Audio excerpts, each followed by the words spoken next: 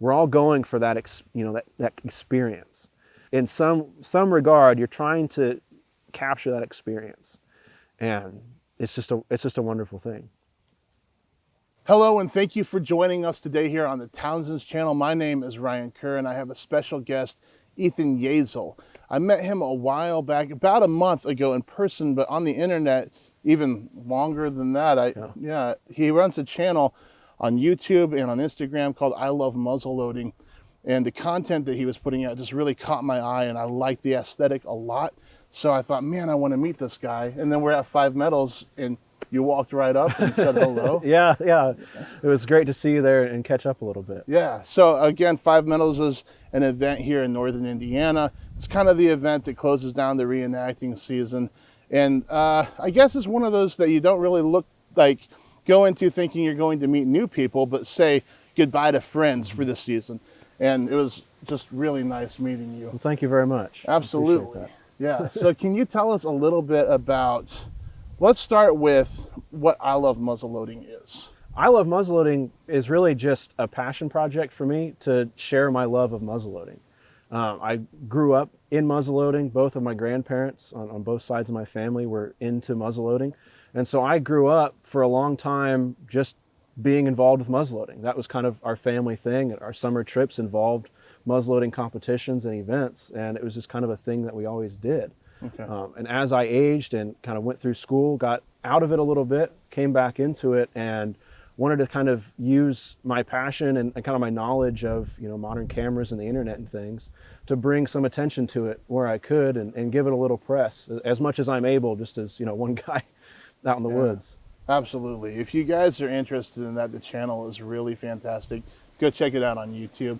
I think that you'll really like it. Now, one of the interesting things about this is there are a lot of times where I will find somebody whose content I like on the internet, and then I'll finally meet them in person, and it's just like it doesn't match the content, right? It doesn't feel like that's the same personality that is putting that out there.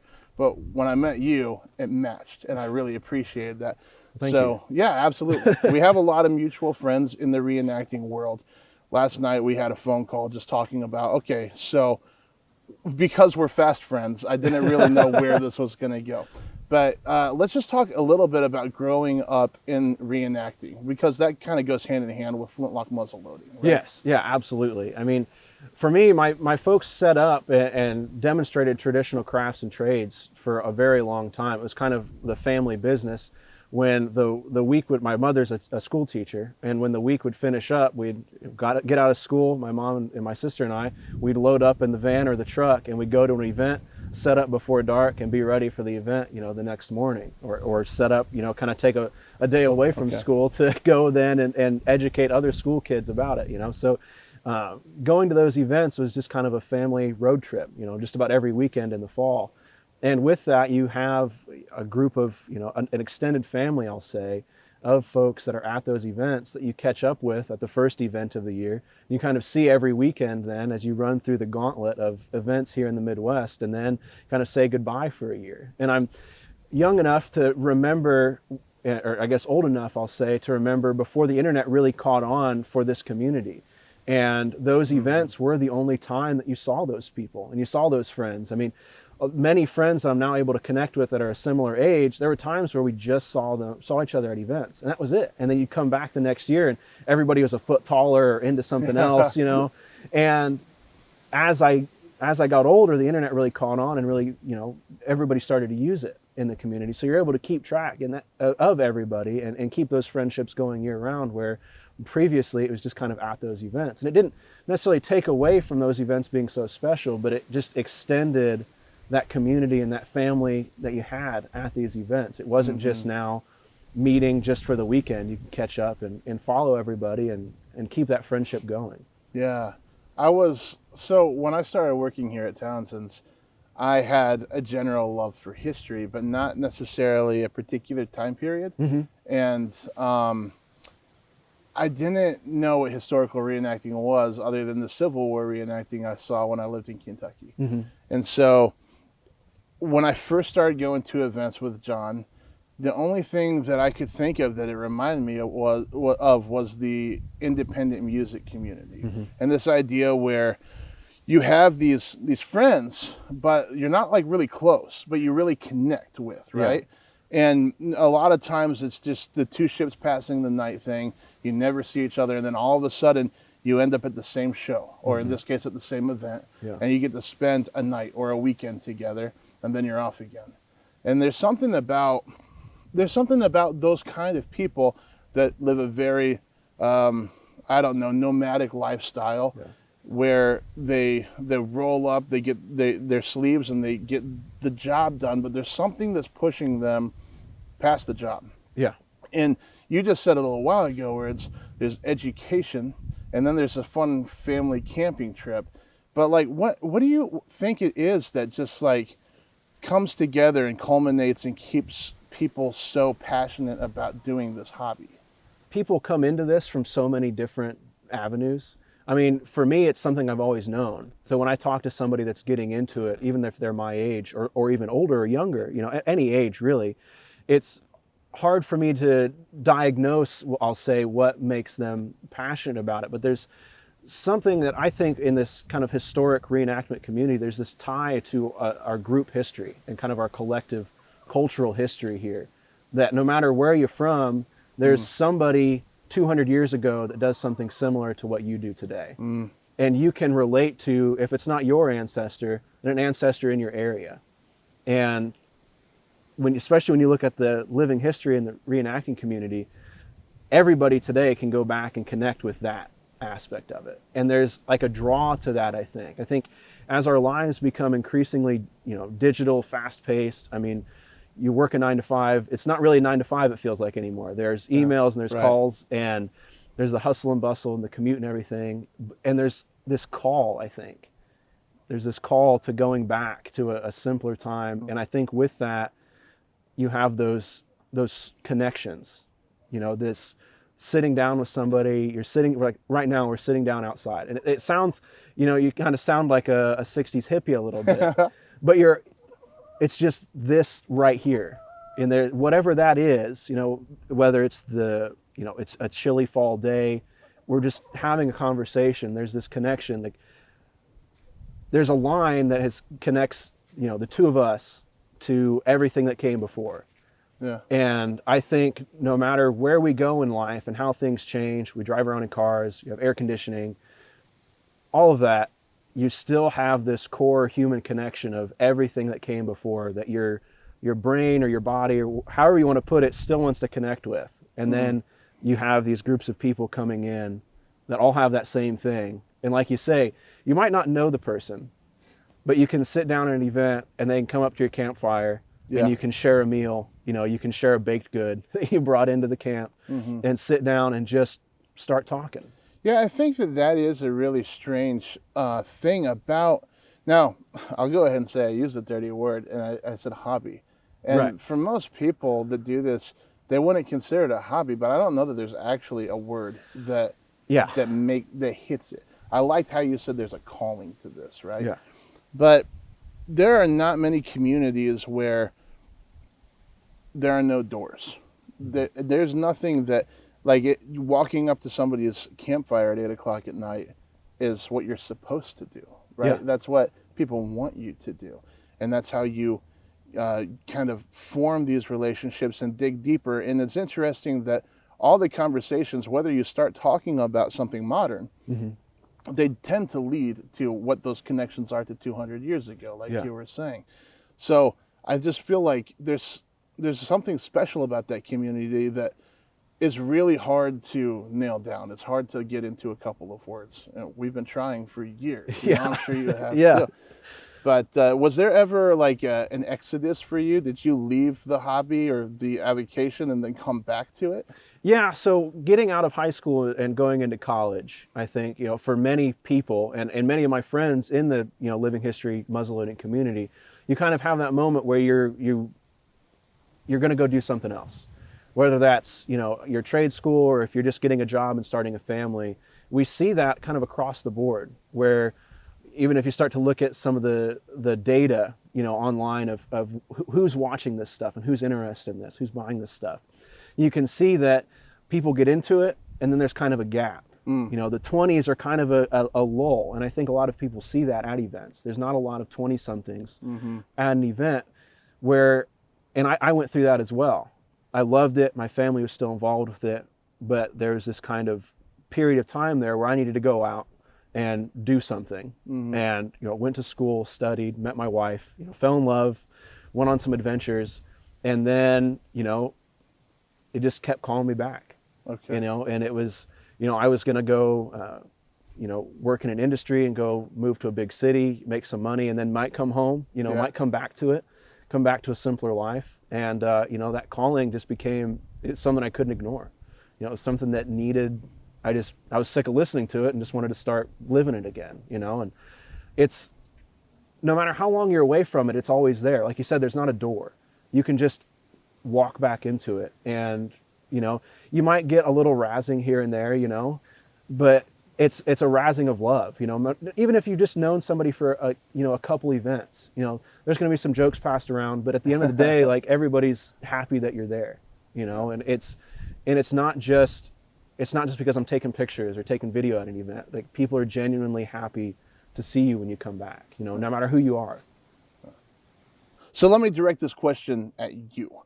What is the reason that you are doing this? You left it, you came back to it, you're drawn to it, there's the calling, I understand all of that, but does something go a little deeper than that? I mean, is there like something that's just driving you that you can put your thumb on? Yeah, I mean, for me, the period of time where I came back to this, there was that calling, and I think part of that calling was the loss of both of my grandfathers within a few years, which they were kind of the family patriarchs of muzzleloading. They were dragging my parents and their siblings around the country, going to muzzleloading events. Okay. And so everybody kind of came back, the whole family kind of came back in those moments. And you think back on those periods of time, all of us multiple generations could look back on those periods of time. And there was that shared connection that I talk about, we've talked about here, where we could all connect with that point, in those events. And going back to that American culture, that was my parents and their siblings' culture growing up. It was my culture growing up. And then for everybody else, there's this line there of connection back to that history. And for me, American culture isn't white picket fences and big cars and holidays where you grill cheeseburgers. There's nothing wrong with that. But to me, American culture is like the understanding and of the history that happened here. Like, we can look back on the history now and we can understand it, understand multiple sources as to why and how things happened. And we obviously, no point of history is ever going to be cast in a totally good light. There's things that happen that we wish we could go back and change. Right. But we have to go back and understand them, and like it or not, that's where it is. And that's what we all came from. And I tell my viewers, like, at some point in their life, the odds are somebody in your family carried a muzzleloader. And every time I pick up a muzzleloader, even if I'm just oiling it in the house, okay, if I'm just keeping some rust on it, I'm feeling that connection. Okay. And everybody can feel that connection. So my family is fortunate enough, we have my family muzzleloading rifle from the 1820s, or that period, the early, before we got into smokeless, cartridge rifles and things. We have our percussion muzzleloader. It was made a couple counties north of here. The maker's name is on it. My family we're hog farmers at the time, but that was the rifle that fed them. That was the rifle they hunted with. And I didn't know them. I have, some photographs, some documentation, of their ancestors, but that's a section of that. And I can't deny that. Yeah. And that's just it. I can, my grandmother collected various antiques and things. I can hold on to that, but there's something personal about this era and the trials and the tribulations that people went through so that we could be here today. Like, life right now is kind of crazy, I mean, everybody is experiencing what's going on right now. It's so different than anything that we've gone through before. But when I'm reading a journal of somebody or reading about a town and what it took to establish a homestead, it brings me a lot of calm. Even though I'm not trying to build a house out of, a woods, and I'm not dealing with, war, thank goodness, in this period of time, like we were, in this era. But we've gone through as humanity a lot of things before.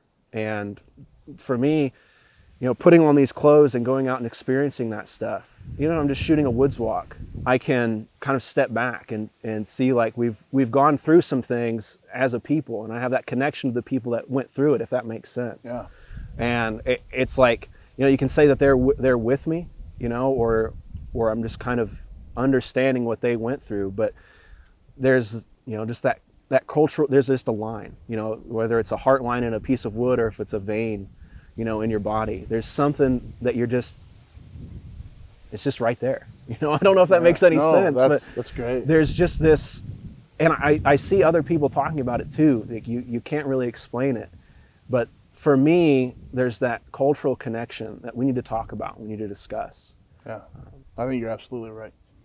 So what we're seeing right now, finally, and I think it took a little while to catch on, or people had the tools, but they didn't know how to use them.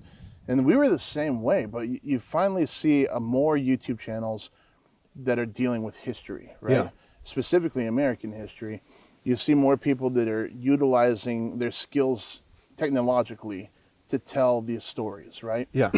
So you work in animation, Mm-hmm. and you're an artist. Yeah. And you, I'm guessing, were doing that when you were away from reenacting. Yeah. And you came back and you brought that with you. Can you talk a little bit about that? Yeah. So it's just, when you come back, you kind of come back a little bit of a different person.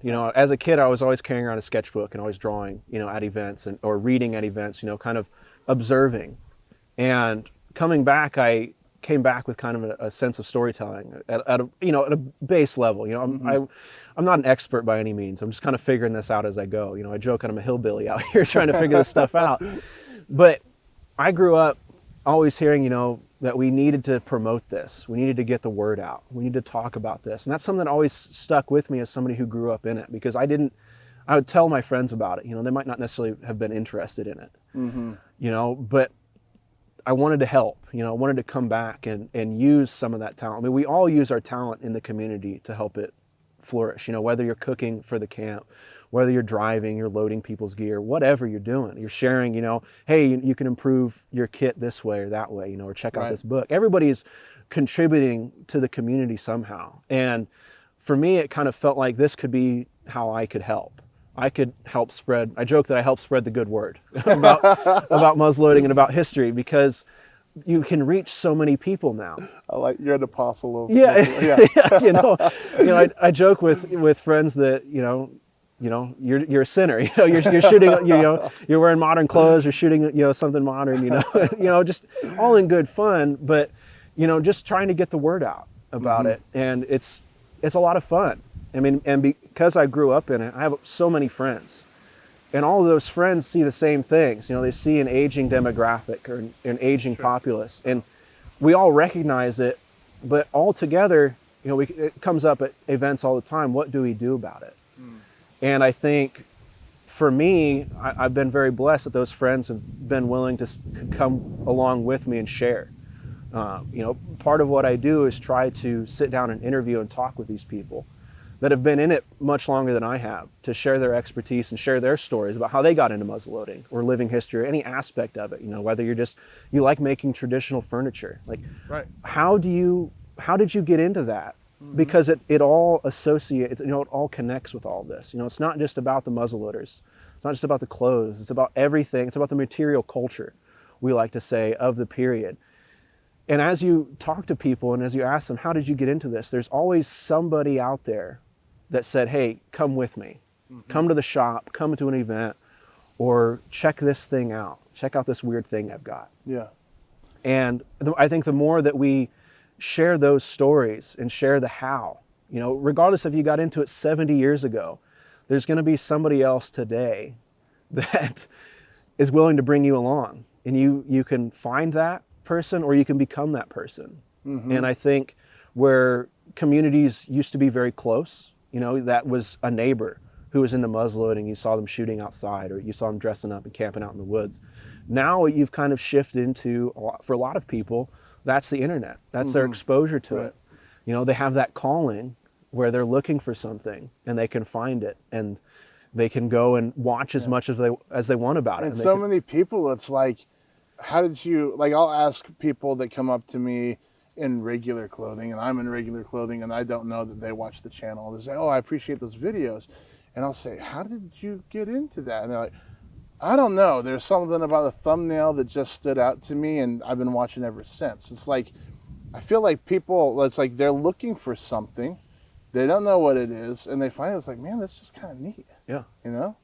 Yeah. It's that shared history again. You know, Yeah. some part of them knows that there was a time where that's what they did, or that's what they would have done, you know, and it's always out there calling. I'm just really grateful that we're at a time where, like, literally anything that you're into can fit into this somehow. Oh yeah. I don't know that there's ever been a time that wasn't true, but it is absolutely true right now. I mean, even if you don't care about the clothing and you're not even so into the history, if you like shooting video with natural light, Yeah. this is perfect for you. It is so much fun. Yeah. So it's just like you can touch this and be challenged by it or be charged up by it in several different ways. Yeah. I mean, I know people who just study art from the period and the sketches and the sketchbooks from the period. They might not be interested at all in going out and doing that, but they're fascinated with how people were recording this time period. And for me, that's kind of a part of it as an artist, you know. Traveled around and was always drawing people and drawing the things. And so for me, it feels like a natural extension to use a camera as part of that and as a kind of a vehicle or a medium to share that. Now, I still love going and just sketching, you know, and just drawing at an event, but it's something else to be able to share that video. You know, you don't need a van and a crew to go out to an event and share that love, you know. Doing my best to talk to friends all over the country. They're like, hey, you know, I have this club. What do I need to get started? It's like, here's what you need. Yeah. For a couple $100, you can start sharing and archiving those stories. Yeah. Start talking to these guys, start talking to the people in your groups, and start recording that so we don't lose that. Right. So we talked about the aging out feeling, right? There is something I feel like that is kind of coming against that, right? There's a small group, a coalition of reenactors that are younger generally and saying, I'm not sure if the big reenactment is my thing, but I really want to touch this somehow. And so we're seeing like groups of 5 or 10 or 15 individuals just saying, I've got 10 acres of land and I've got a group of friends and there's a river right down there. Let's do something. Yeah. I think that that's super encouraging. While I don't want to see them decide to never go to a reenactment, because I think that that's really neat and important, right? Absolutely. But at the same time, people just taking a complete DIY ethos and saying, I'm going to do this how I'm comfortable with it right now, and then I'm going to grow from there. Yeah. I know that you've taken part in some camps like that. Yeah. I have with John, and it's been a lot of fun. What do you think about that? I think it's really important, you know, just like these large events that we're talking about are important. You know, those have become real touchstones for cultural impact, we'll say, because you have the public there. That's a real public experience. Right. But when you're just getting started and just trying to figure this stuff out, it can be really intimidating. You know, a lot of times there's a jury process, there's a lot of people there, and you can be really self-conscious about what you're wearing and how you're doing it. But we're seeing more and more now these private camps, these small groups, getting out there as a means for everybody to learn alongside each other and kind of start at the group comfort level. You know, get some buddies and go out and camp in the mud and the dirt, you know, and kind of work your way through this. What part of your clothing works, what part of it doesn't? You know, do you really need this in your pack or don't you? You know, and you have wide ranges of that where it's, you know, for me, a lot of this stuff is just getting started. And I do my best to kind of bring people along with me, you know, like you can watch the perfectionists and again, get kind of intimidated about it, but you're seeing more and more of these events where people are saying, okay, I've got my first set of stuff. I'm going to go out and try it. And then it becomes that learning process for them. And it's a safe learning process, you know, because you're just Right. with everybody who you're all learning together. And I think that's really important, and that jumps back into the community of it, is you're building and growing with each other, and you're creating those bonds where, you know, you might be interested in going out and going hiking and camping. You know, the only difference is what you're taking out with you. Right. You know, and that's what I tell people, tell my friends, you know, you love to go hiking and camping. This is just one step to the side of that, and it's the same thing. Yeah, I think that that's a really great way to get to know a group of people too. It's like if you really want to just cut through all the fat and get to know a group of people, and you do something like you jump in the van with them, or you get in a dorm room with them, or you go camping with them, it takes 6 months worth of the beginning of a friendship, and it just smacks it all together. Yeah, you really get to know your group of friends when it's pouring down rain and all of your food is soaked, Right. and you're trying to get a fire going, and you're just sitting there in the mud, and Right. you're sitting there like drowned rats. And Yeah, you're that just- whole idea of just like being completely miserable but so happy to Yeah. be there doing it. Yeah, absolutely. And it's neat too. I mean, I talked to some friends as everybody kind of holes up for the winter now. There's some diehards out there that are going to go out and camp next month, Yeah. you know. But winter is kind of a planning and a retooling, and you know, and talking about all of this with those guys in that group as you're planning for the next year's treks, you're kind of trying to understand how far you want to go. You know, are you wanting to camp in the car? Are you wanting to sleep in the car? You know, get up the next morning. You kind of, everybody kind of agrees on how far are we going to take this for this trip. And you can take it the whole way, you know, where you're hiking in, you know, you're a mile from the car, everything's 18th century, you know, everything. Right. There's no modern equipment. Or you can dip your toe in. And wherever you are in that journey, there's a group of people out there that are willing to bring you along and encourage you. If you want to go to that next step, you know, here's who you need to talk to. And there's, you know, one of my friends put it really well. There aren't any doors, you know, in this. And like we talked about, I think a little bit earlier here, there's not a door holding you off. There's just a door waiting to be opened into another group and another group of people with a different ethos about it. And, you know, whether it's a different period of time that you're involved in or just the degree of authenticity that you're going for, we're all going for that, that experience. In some regard, you're trying to capture that experience. And it's just a wonderful thing. Way back when we started this YouTube channel, a lot of the focus was on a product line, which is, hey, reenactors, this is how you use this product. And a lot of it was focused very much to reenactors, even in the cooking videos, these are dishes that you can do at camp.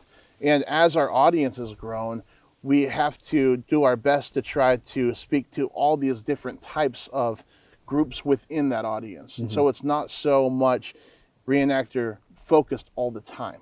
But I'm really excited that you came out today to have this conversation so that we can make more videos that are focused on reenactors solely again.